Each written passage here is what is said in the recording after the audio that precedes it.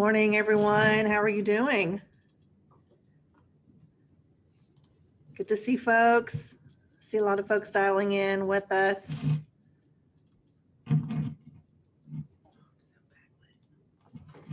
Yeah. Good morning, super morning on the West Coast, or if you're here on the East Coast with us, almost lunchtime. Hope you've got your brown bags with you. We're just going to take a little bit of time to interact with our executive committee, just give you an opportunity to engage with them. You can see we've got our fire going in the background, just a nice fireside chat, just an opportunity to, again, share, network, ask your questions. Just some intimate time with our executive committee. They do a lot of work year round. In case you don't know, they meet on a monthly basis as volunteers to really lead and guide NASCA, and are very forward thinkers, really helping us project the association into 2021, really think about where the industry is heading, how NASCA can continue to be relevant, and really how we continue to engage with all of our members, both corporate and state. So again, I see several folks dialing in. We'll give them a few extra minutes, but I do want to recognize that we've got folks on the call from our executive committee as well as our state and corporate members. So welcome in. I'm Pam Goins, Executive Director. Here in the studio, I have Jamie Rogers, our Deputy Director, along with Kayla Leslie, our Project Coordinator.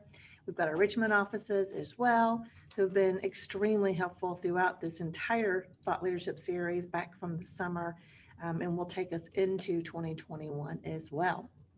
And Brian, yes, you do see a French press. The difference between the Lexington studio and the Richmond team is that we're caffeinating and they're sitting by the fireplace drinking mulled wine. I mean, that's just the difference between the two teams. That's right.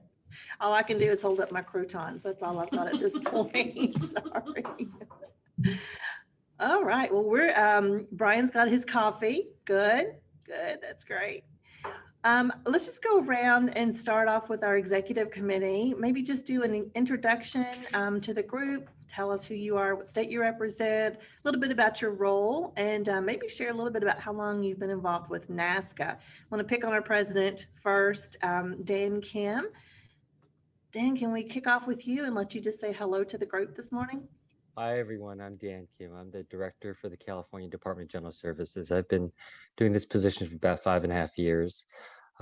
Like most of you, we do all the kind of business operation functions within the state, real estate, procurement, fleet, and a bunch of other functions related to plan review for school construction and also the distribution of the school bond funds. That's it for me. Dan, I have a quick question for you. I've been wanting to ask for the past 9 months. I'm presuming you signed up as president of NASCA prior to COVID-19, is that correct? Yes. But you signed up fully knowing that you'd be expected to reinvent state procurement and state administration and the National Association of State Chief Administrators at the same time. That was all in your 2020 plan, right? Definitely, and being on 60 Minutes and Wall Street Journal, a number of other publications, yes. Yes, it's a thankless job for sure. I also see Scott Bollinger from South Dakota, who is our Secretary Treasurer of the NASCA Executive Committee. Scott, you want to introduce yourself? Sure. I'm Scott Bollinger. I'm the Commissioner of the Bureau of Administration. My area is limited to the general services. I don't do the IT, HR, budget side of things. I've been with NASCA almost 4 years in January, I think. My first experience with NASCA was a meeting in Atlanta, and the executive director at the time said, "Oh, we'll put you on the executive committee." I'm like, what is that? And then I made the mistake that I had a financial background, and so hence Secretary Treasurer. So, but I appreciate the opportunity to work with NASCA and get to know all of you, and I think we got good things ahead of us. We just got to stay focused. Absolutely. Thank you, Scott. I also see Brian DeForest from Oregon. Brian, you want to share a little bit about what's happening up in your world? Good morning, everybody. I'm Brian DeForest, Chief Administrative Officer for State of Oregon. I too only have the general services side of the house. My boss is Katie Koba. She's the chief operating officer for the state and also my agency director. Um, it's a nice, bright, sunny day up here in Oregon today, which is unusual for December. We are looking forward to some additional rain and snow up in the mountains. And COVID and wildfires has been a wild ride throughout all of 2020. We've evacuated people from our canyons and camped them down on our state fairgrounds. We've had unusual requests for procurement come through, not just PPE, but when you pick up the phone and on the other end, they say, how many body bags can you send us? And can you get a hold of a refrigerated truck? Those are not the things that I signed up to do. But it's been interesting, and I actually think that 2020 has been one of those years that we will look back on and say it's very pivotal, and we get to reinvent things from today going forward. And hopefully we make the not just the state of Oregon, but every place just better in the process. Absolutely. Thank you, Brian. Well, on a little bit lighter note, we were just talking before we opened up the call about skiing. So you may get a personal request from Scott Wayne to come out across the country and do a little bit of snow skiing up in your mountains. Mount Hood Meadows and Timberline Lodge are both open. My preference would be go over to Bachelor in Central Oregon. Best views and some of the best skiing in the West Coast. So do you West Coasters. I made the mistake of learning to ski in the West, and then I moved to the East Coast and discovered I can't ski. So I can only ski on the West. I'm left-hand biased, so to speak. That's great. The forest fires and all of this, I think it's easy for those of us that haven't been on the West Coast to forget that would have been the headliner tragedy of the year were it not for this pandemic. This scale is, huge. Absolutely. This has definitely consumed us in a way we never, ever would have thought of. I'm also see Leslie Crane from Indiana. Leslie, you want to introduce yourself? Sure. Hi, everybody. My name is Leslie Crane. I'm the commissioner at the Indiana Department of Administration. Similar to the last few people, I have, I guess what we're calling general services. I do procurement, fleet, facilities. I also have supplier diversity, which has been a big focus with the DEI, DIE, whatever we're calling it, with our focus on those issues. That's been kind of my focus. That's been our governor's focus in the last few months. So that's been my favorite thing we've done lately. What else did you want to hear about, Pam? I can't remember now. No, just a little bit about NASCA. With NASCA, yeah. So I got a call from the executive director like the day that I sat down at my desk, which is about 2.5 years ago, but I joined the executive committee about a year ago, a little longer. And it's been a lot of fun. It's been really, really helpful to get to know more of my colleagues. And it's also been a lot of fun. And it's been, I think, really eye-opening to see what the challenges are for other people doing my job in other states, so that you don't feel so alone. Because I think sometimes doing this job can be really isolating, because I analogize what we do as you're thinking of our jobs like a play. We are the stage managers, we do the production, and everybody else is like the acts, they're the singers, they're the dancers, they're whatever, and they get the attention, and we really don't, which is fine. But if we didn't show up to work every day, if our teams didn't, the show would not go on. So we're really pivotal, but no one really sees that we're there.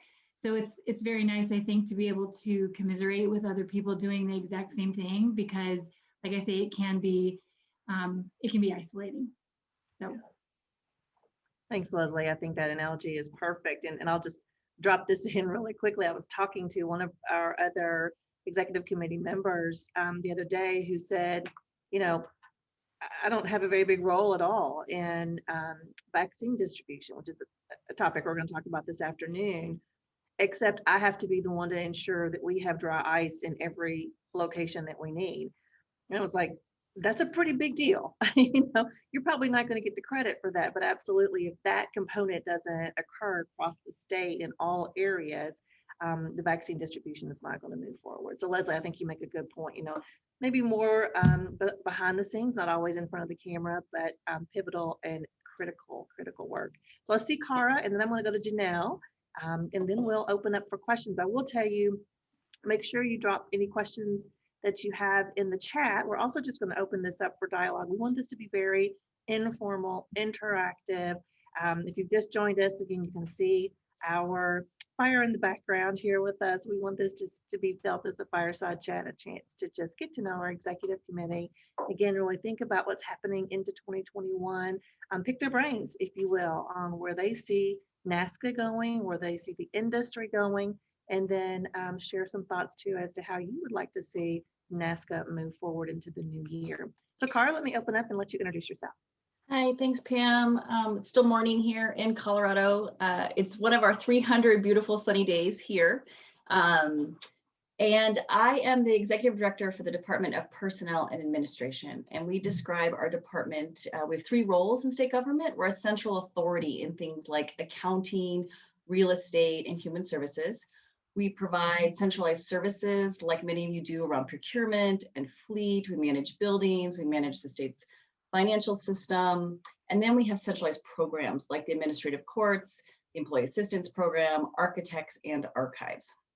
I am in an alternative role on the board at NASCA. And the reason we do that is turnover for chief administrators is about 2 years, which I want to highlight, not because like you're so busy, but why NASCA is so important that you get involved with it, because you have such a steep learning curve in these jobs that really NASCA can help you in so many ways. For me, originally it was, we just got a union. So reaching out to those other states and how, what worked and what didn't work for them.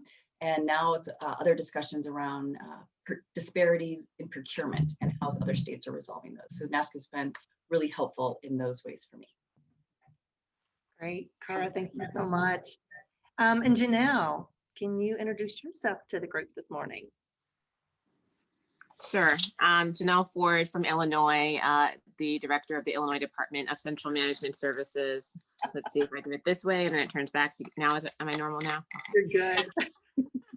I won't reiterate what my colleagues just said, but I will just talk really briefly about CMS in Illinois. And then I might just find one extra thing that I think is exciting about being part of NASCA. So for me, what we do here at CMS is we oversee all the people functions for the state. So that's 33 labor partners. So it's a lot. DEI, and also statewide personnel. We also oversee property, so that's all vehicles, moving pieces of equipment, and facilities.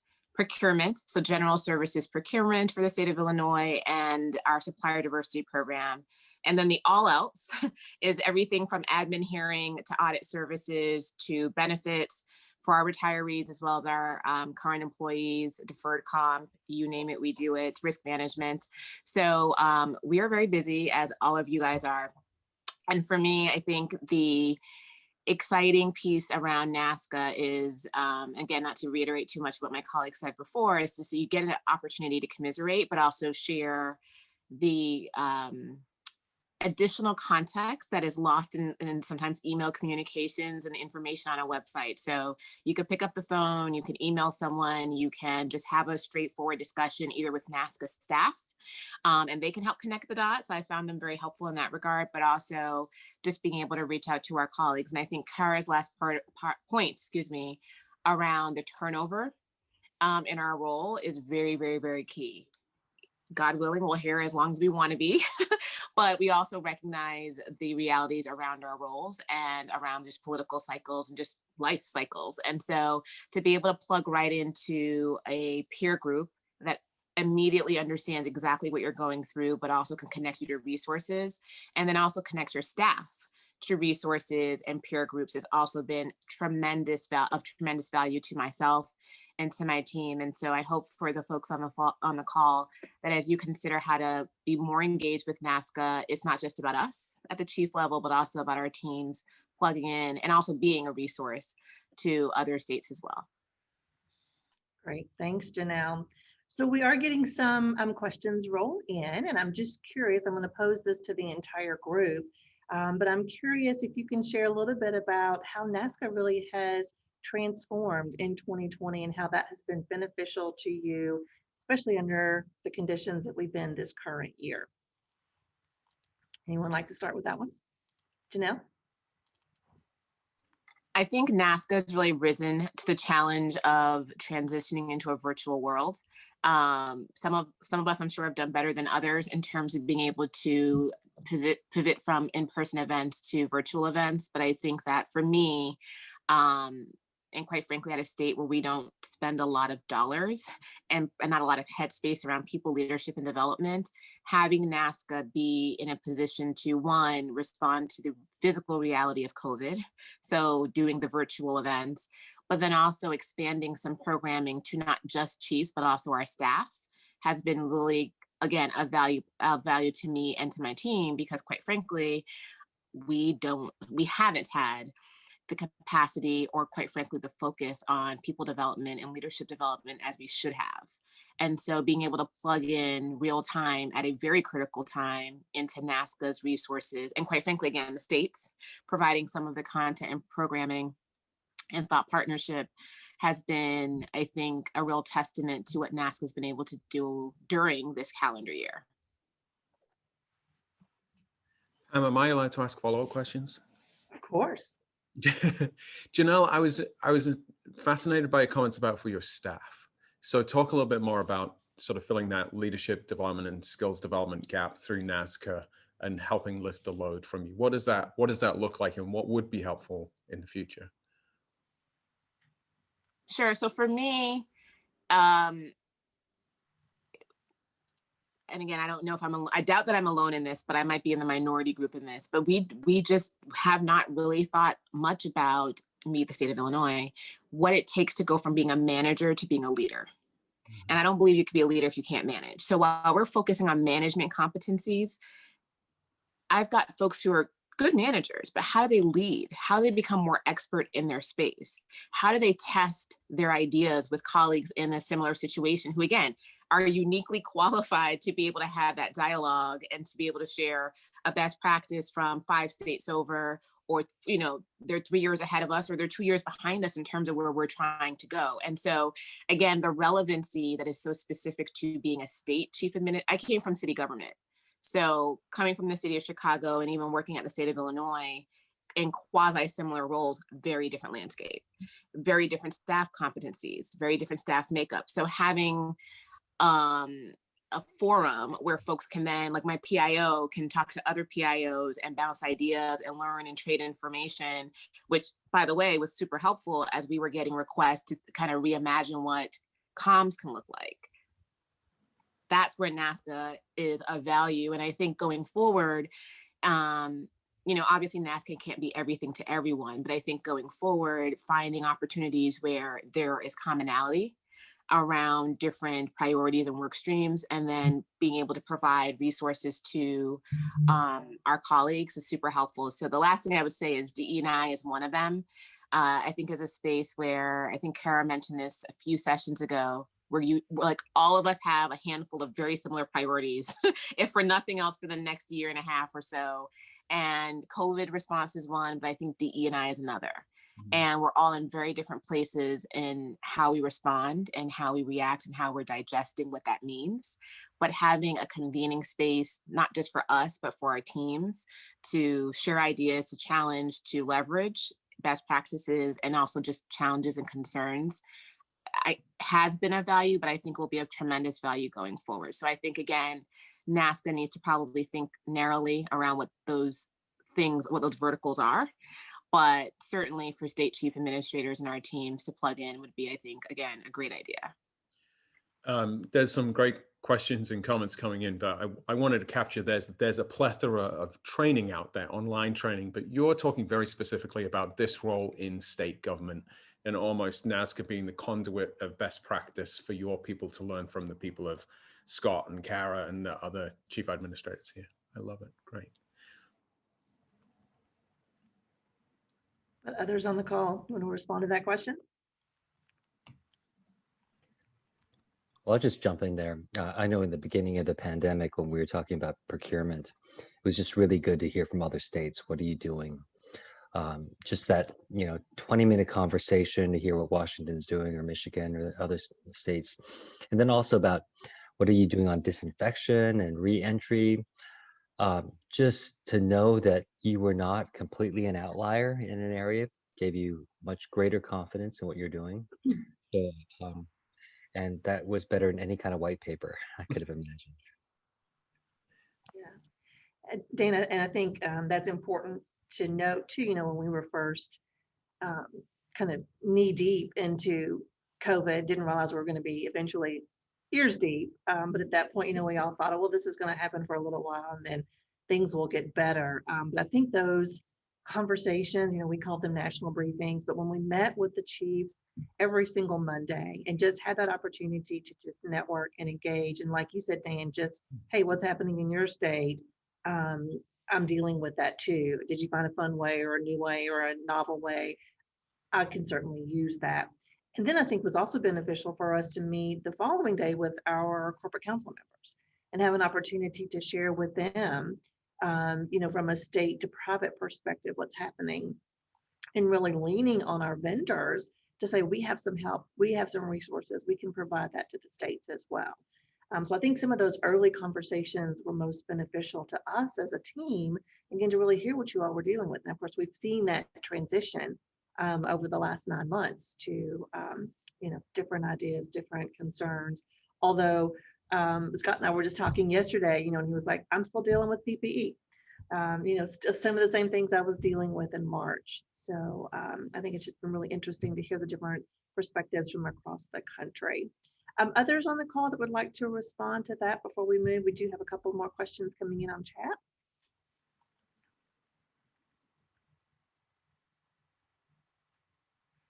All right, well then let me ask Linda's question. And her question, Linda Swain from JLL, is what are your biggest focus areas for 2021 beyond the health and wellness of your constituents and state employees? So really, where are you looking? Let's talk a little bit about forecasting for 2021.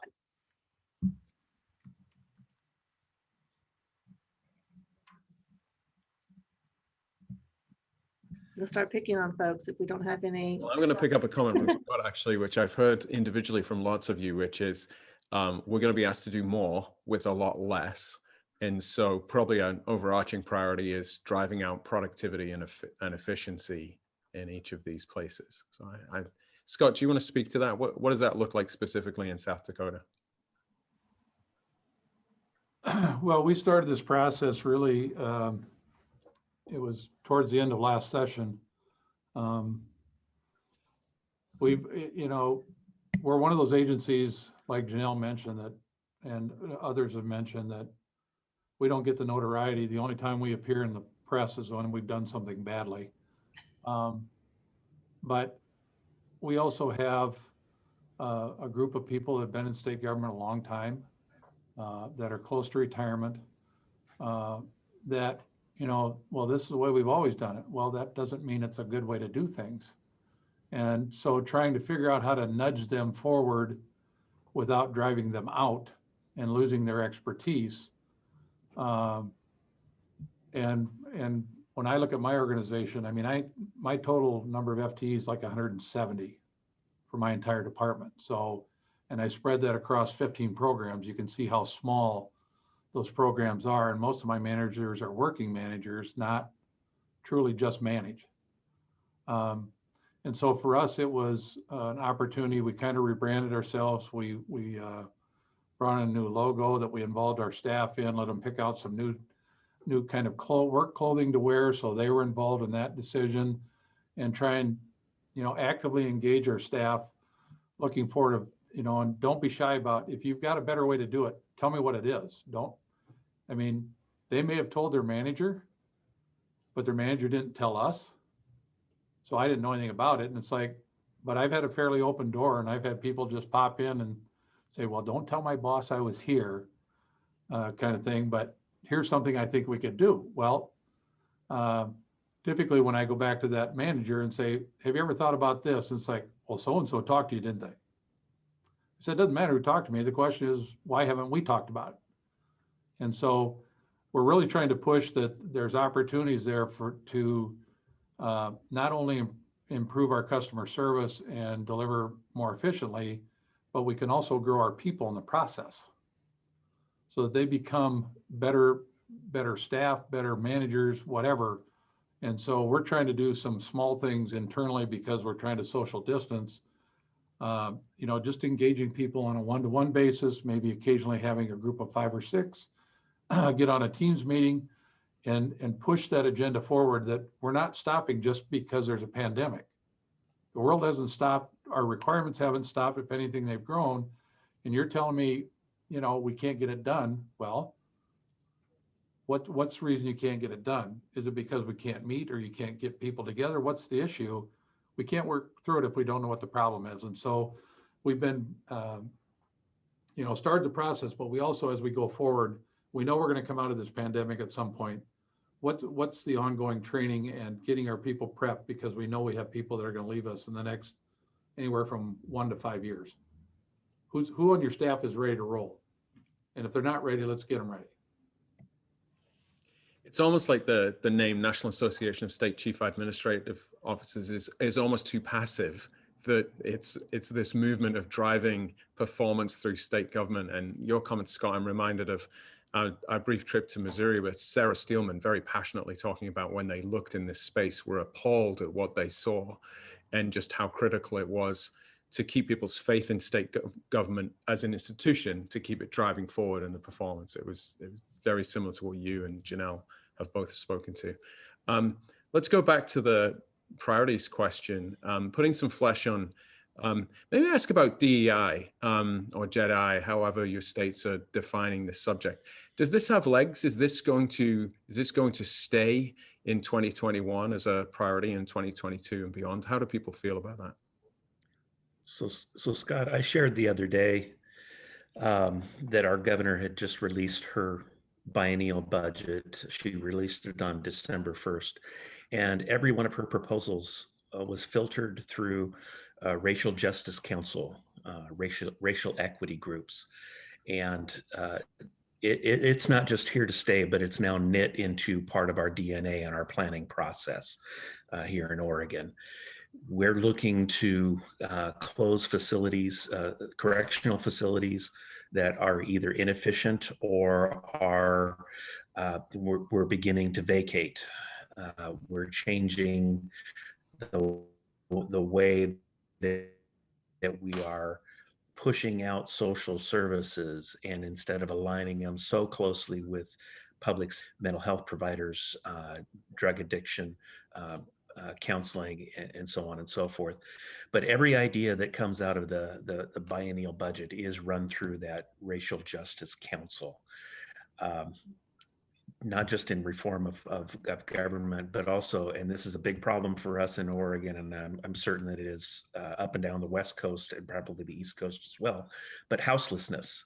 And how are we going to solve the problems of houselessness rather than just building tent cities, and engaging the local governments in a much more positive, productive, and coordinated way, so that seriously, I've got this. One city's not just busing people to the next city down the valley. We have to stop those kinds of activities in our state. And the way I'm directing my folks toward this is read the governor's budget, read it in detail, and learn where we can be the advocates for the governor's priorities, and how we are going to engage our stakeholders and our legislators into those conversations, and listen to the legislators, listen to the stakeholders. And if they develop ideas, here's the path to get the idea back up to the governor and get it reviewed. We're much like Scott in my office, and that is, the door is always open, and every one of my employees has the ability and the authority to lock time on my calendar and just sit down and talk. And you got to be careful with making that kind of an offer, because every once in a while they'll take you up on it, and then you have to back up the commitment. But I enjoy doing that. But I think racial equity, racial justice, revamping our physical footprint in our facilities, and tying all of those into climate change.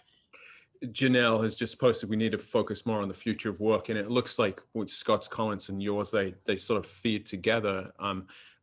It's intriguing when the large employers are now committing to this remote work. It makes me think about the equation of working in civil service and working for government. So let's take, Cara, let's take Denver as an example. The cost of living in Denver is pretty high, but if I can now work for state government from a smaller town in Colorado, that talent pool that's available from a much broader diversity lens from recruiting, I mean, it blows it all up.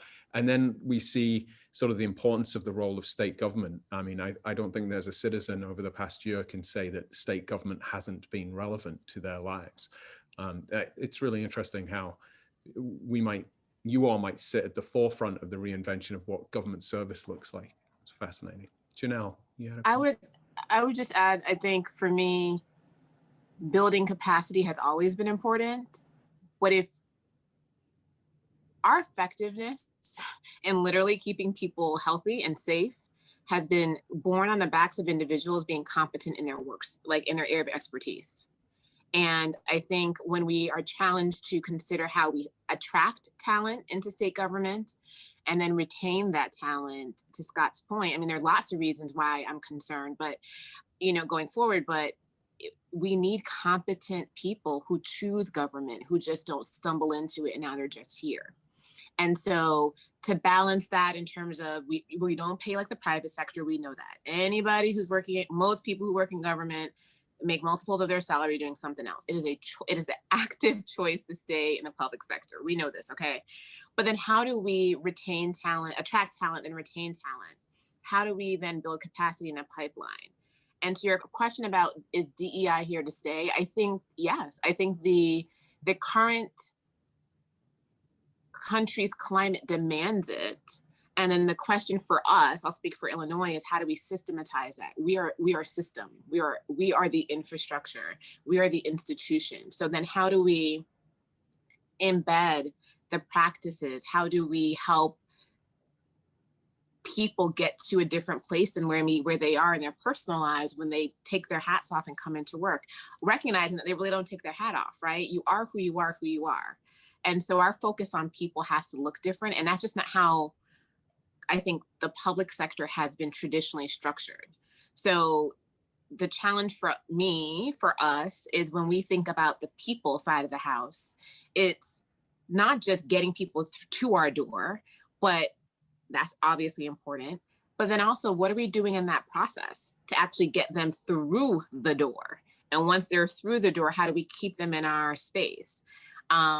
We are working on a lot of things. We are launching our human capital management system and program, and we're excited about that. But it is a lot of change management for us. It is a lot of change management. And you add that on top of the fact that I've got more than 50 to 60% of our employees who are at retirement age, folks who have underlying health conditions who are like, I don't need this. At the same time, we're trying to do more and do different. And by the way, it's more expensive to live in certain geographies. So, when we think about the future of work, there's just so many different concepts for us to be wrestling with. And then you add to that the fact that I've got 33 labor unions. It does not make it any easier. 97% of our workforce is represented. So creating a system-wide approach for so many different contexts around the state, from correctional officers to administrative workers to nurses to doctors to psychiatrists to fill in the blank. Like that, when I say the future of work, and I know McKinsey has some information. So Kelly, I was trying to respond to you. I want it.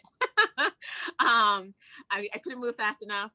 That is, I think, for us going to be a years long conversation that then obviously weaves into our footprint and our space standards and our building designs and our leases. And anyway, you guys know these things, but I think this is why, again, NASCA is so helpful, because I get to vent with my colleagues, but then also pick their brains about how they're solving some of the same issues.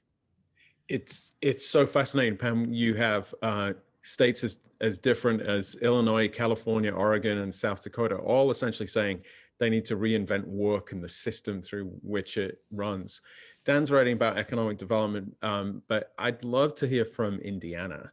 Leslie, what are the priorities in Indiana for the next year or so?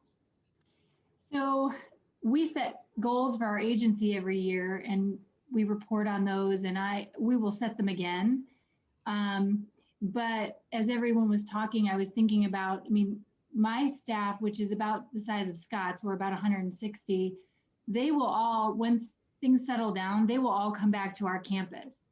So I won't have anyone who's a permanent remote worker. And reintegrating them back into an on-campus work environment, I think is going to be a challenge, because people do have to feel safe and they have to know that we've done everything we can to make their work environment a healthy, safe place for them. There has been a lot of pressure as things have waxed and waned here to bring people back to our campus. And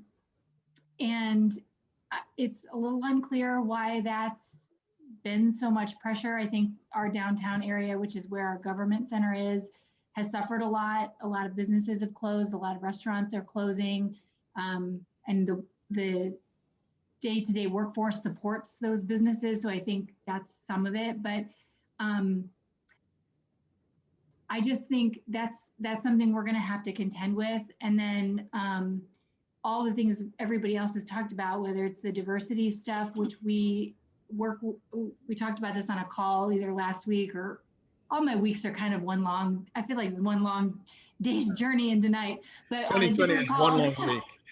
Yeah, we talked about it. You know, what I do at the Department of Administration, you know, I feel like we're doing well, but maybe as a state, we're a little clunkier. The governor has hired someone to join the cabinet whose job it is to tackle diversity and equity.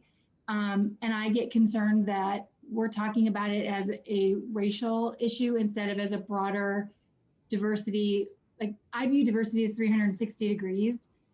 It's race, it's marital status, it's sexual orientation, it's all those things. It's the whole person. And I think sometimes we think it's just one thing. And so I think racial equity is very important, but I think it has to be larger. And I get worried that we kind of get stuck on just talking about that one facet of diversity. So I think using the word diversity is important, that we don't lose sight of it being multiple facets. We think about that a lot and how to implement that at the department, but I think it's important that we don't lose sight of that as a whole state. So it's something we're going to struggle with. I mean, 2021 and beyond, it's never going to, I don't want to say never, it will be something that our grandchildren certainly struggle with. So those are the things that are immediately on my agenda for sure. I'm enjoying this too much. Do you have a question you'd like to throw in before I ask a selfish question? Well, no, I'm just really intrigued by, you know, the similarities, yet some of the differences that we're hearing across the state too. And I really want to touch on Dan's point in the chat, because I think this is probably something new for our chief administrators to be tasked or tapped to really lead some economic recovery in the state. Dan, you want to share a little bit? And I know Brian said he's been tapped a little bit too, just because things get done in your departments, but you want to share a little bit about that? And then I would love to hear from our vendors. We've got several, Jen, Dustin, Bob, Becca, several folks on the call from our corporate partners. We'd just love to hear your thoughts or pose a question to our executive committee as well. But Dan, you want to tell us a little bit more about what's happening with the economic recovery piece? Sure, we're getting tapped on three ends. One is because we do procurement, looking at supplier diversity, which we've always done, but trying to see how we can actually generate more purchasing from small businesses, and beyond that, to promote manufacturing. Manufacturing in California is very hard. Our costs of doing business is incredibly high. So a lot of this is a regulatory issue and challenge, but somehow they think that we can do it. And that's where it's important for us to try to level set without saying no. The other area they're looking at is we were able to build a COVID testing lab in 3 months instead of 3 years. And so our governor is very excited about that. And how do we build affordable housing? How do we build everything else that quickly? Well, we basically skirted the law. We got an executive order. We didn't pull any permits. We didn't do anything. We built everything to code, but we didn't have any of that plan review. We didn't do CEQA. We didn't do EIRs. And so we're trying to make sure that he doesn't conflate our construction streamlining processes with basically, you know, getting construction done quicker. And again, how do we level set on that end? And then the third area, which was very interesting, is we're concerned that we would be leaving a lot of state leases and then holding a lot of, lessors high and dry. But we were just tapped to see how we might actually help by freeing up some leases to promote more economic development for the private sector in some of the key areas that we're actually located. So that's actually kind of potentially a win-win situation. But again, I'm just a little concerned. We're still very busy with COVID. We're just trying to operate our normal functions and then to do economic recovery, which is really beyond kind of what we're charged with doing. It's going to be a real stretch for our department. Dan Kim brings manufacturing back to California. I can see that on bumper stickers across the state. Not going to happen. Is Christy in the room here? I'd love to hear from Tennessee, because Christy's talked about tornadoes and recovery of towns and cities, but this economic recovery responsibility, I think, is interesting from a procurement side. And is Christy in the room? Maybe she is. No. Give her just a second. Well, we- while she's, Oh, God, sorry, There she is. sorry. Hi, sorry to call on you out of the blue, Christy, but No, that's fine. I just joined because I had to be we're having Happy Together calls for holidays. And so I just got that for Chief Procurement Office. So I just joined. So maybe give me just a little brief synopsis here of what you're asking. So you've jumped from one forced family fund to another forced family fund. They're welcome. So we've just been talking, Dan and Brian were touching on some responsibilities that they're being tapped for economic recovery. And you've talked a great deal about some of the destruction that's happened in your state from natural disasters, in addition from everything that's been going on with the pandemic. I was just wondering sort of the responsibility that's being put on you to help generate economic recovery, whether it's through procurement or any other use of infrastructure in Tennessee. Obviously through procurement, a great deal. We're a state that lives and dies by sales tax. And so our numbers have come in on our revenue side. Our sales tax has come in much higher than what we had originally projected. Our leadership has been resistant to shutting down. They want to keep businesses open. They want to keep things moving because we are a sales tax state, regardless of maybe the wisdom and all of that. So anyway, I think really we've been focused on procurement. The other thing that I think is interesting just in the way of economics and what's going on in our state is our state is experiencing lots of growth. I think you guys know that our population is continuing to increase in the 4 cities, Chattanooga, Knoxville, Nashville, Memphis not as much, but Memphis on the rebound. Have had huge growth in the last several years. And so we have construction projects going on everywhere across the state, as many as 600 going on to the tune of about $3.5 billion. And it's because we just need more staff members to provide services to this growing population.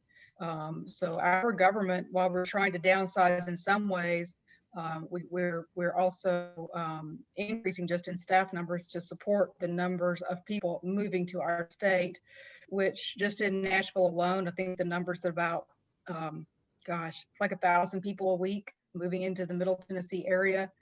Knoxville's experiencing huge growth. Chattanooga is, and like I said, Memphis to some degree, but then we have some of these other smaller cities that are picking up and experiencing growth as well, like Clarksville and Jackson. So that's really the role we play. Our construction sites have continued to roll on. We've not had any shutdowns. We've had one building It's a pretty large, about $100 million project, and we did have a COVID outbreak there. So that slowed down, but otherwise we've reinvested in big time in our state parks and recreational areas because so many people that's how they're getting together, is going to the state parks. And we've invested about $200 million in renovation and new construction in state parks just in the last year. So those are the kind of roles I think we're most involved in, is just with procurement, of course, and with real estate. Hope that answers the question. I tried there. It does, and you connected, Pam. It's so fascinating. Christy, without listening to the early conversation, looped straight back to that need for talent within state government and to regenerate talent. And I think it's worth reiterating Scott's earlier point that there's also a lot of institutional knowledge. So you can't just reinvent overnight because you're very dependent upon legacy stakeholders that have that information. Yeah, and Scott, interesting too, just to kind of flip back to a conversation we had last week. This also plays into the whole DEI conversation, because are we almost forcing DEI in order to check off some boxes without thinking about our succession planning, building our teams, growing our leaders, growing those managers? Is there a conflict there? I think that's an interesting conversation. Selfish plug that we're doing our DEI professional forum, our inaugural meeting next Monday, 2 p.m. And then we're going to be unpacking some of those questions. Hey, Scott, if I can jump in too, I see Ellington Churchill from Maryland has joined us, also a member of our executive committee. Ellington, you want to just introduce yourself to the group? And then we've been talking a little bit about priorities for 2021. Anything that you'd like to share different from Maryland, or where you see the industry going in the new year?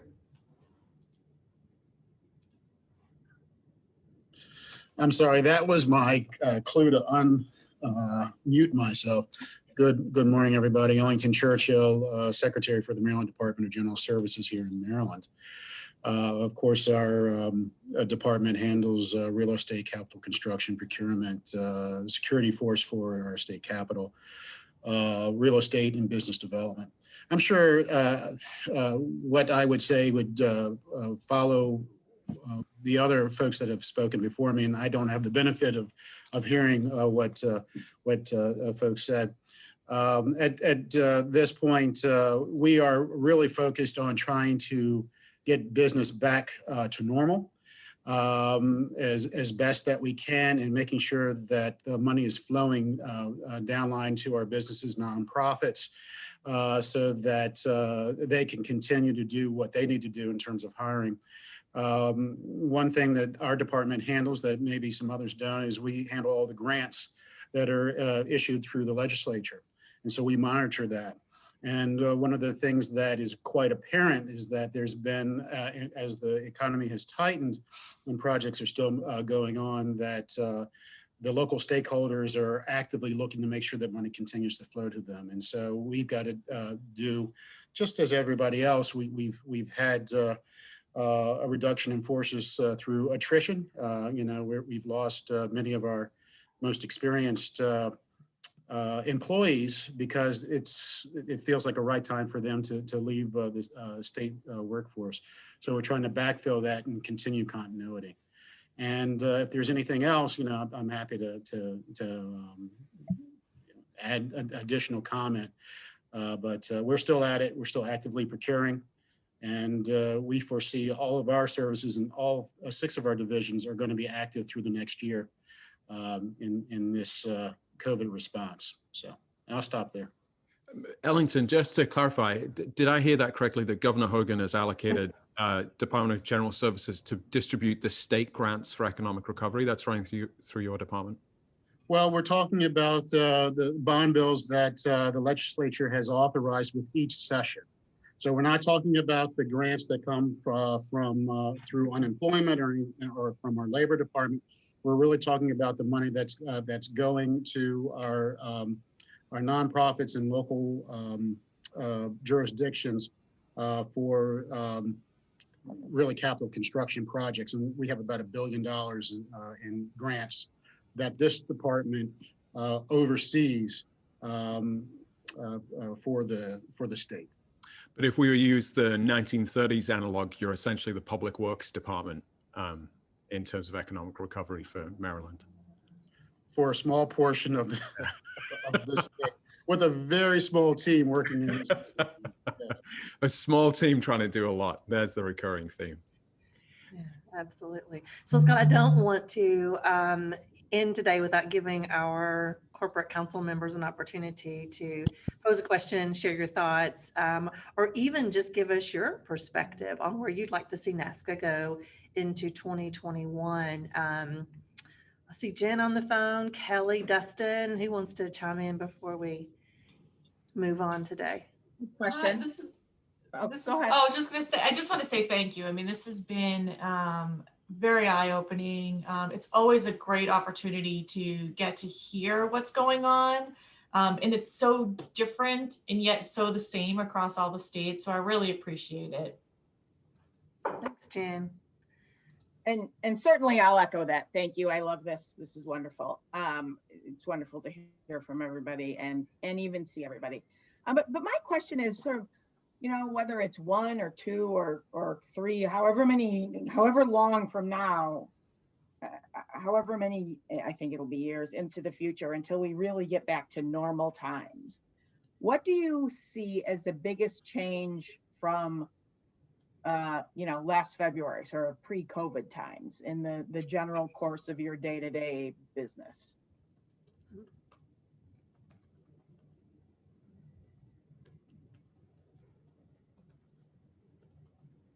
I guess, Kelly, I'll jump in here a little bit for us. I think we're going to see long-term, everybody's become familiar with Zooms and Microsoft Teams and so on. We'll see less and less agency travel in our state. I mean, from end to end, I mean, we travel a lot of miles to go to different meetings, but I see a lot of that decreasing. I see our overall fleet decreasing significantly over the next couple of years. But I also am afraid that meetings will become more impersonal. It'll be more difficult to establish relationships because of that.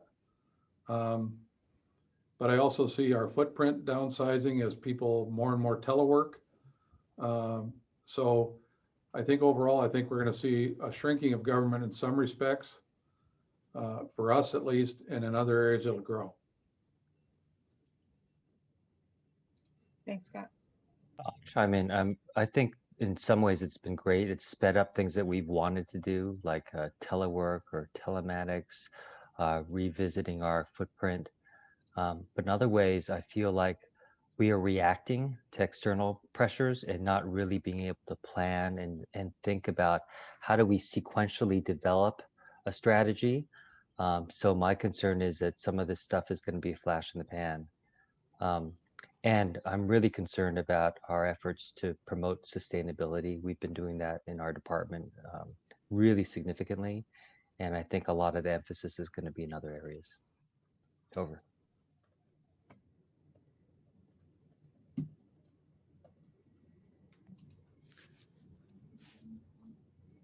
I'll speak up. I'll just echo what Dan and Scott have said. The COVID response has been a catalyst to go ahead and move forward with things that we have just been dreaming about, that we've espoused as a strategy to move forward, but never had really the impetus to push it into action. And so we really look at this as taking the opportunity that we can take in this next 2 years that we wouldn't have had otherwise, based on conventional operating model of government. And there's a lot of efficiencies to be able to provide services to the public in a different way. We have been espousing more of a customer service centers where we can group multiple points of interest for the public. We do that at the MVA and we do it at our buildings. And so we're trying to make things just easier for the public to access the government services that are available to them. And so I think that's probably been the most refreshing thing for us, is really to be able to energize and engage change.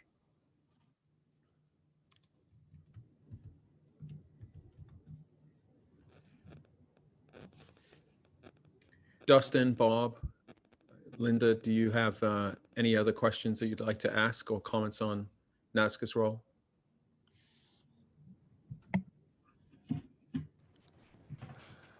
I think the staff has done a good job with some of these events. I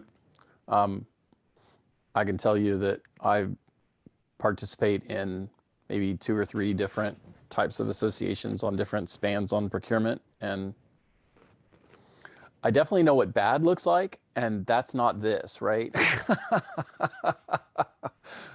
So I would say out of all the major things I attended this year, you know, NASPO didn't do a conference this year, and NASCO did one, NAEP did one, NIGP, you know, definitely what NASCA did was in the top 2, and depending on your perspective on what you wanted out of it was the best one. So I think the staff did a really good job of making the pivot and keeping things fresh and interesting. There's a very British way of describing things. NASCA is not rubbish. Yeah. Well, I've recently experienced bad, and so it only makes you guys look better when you see what bad looks like. So We'll take but that. in all seriousness, good job. I mean, very well done. Thank you. And again, we could not have done this without our executive committee leading us, with our programs committee leading us, with our team that we've got here in Lexington, as well as the Richmond studio. So we just got a few seconds left. Any other final thoughts? Anything from our executive committee you'd like to share with the group before we close for today?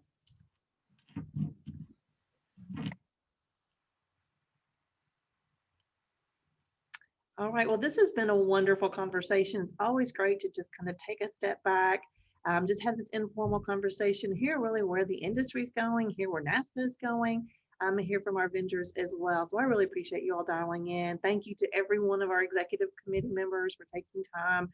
We're asking a lot of you right now, and we know that, and we appreciate everything you're doing for the association. Don't forget to dial back in at 2 o'clock. We've got a great conversation with Texas. We've got our Distinguished Deputy Award, and then we've got a wonderful conversation around vaccine distribution. Becca put in a great comment in the chat around the connection to procurement and how important that is. Again, we're going to talk about that. Almost do a little mini roll call of our states to hear what's happening, what our chiefs are doing. We know most of them are not leading the way, but definitely have pieces of that puzzle. So we'll see everybody at 2 o'clock. And again, thanks for joining us today. Talk to you all soon. Bye, everybody.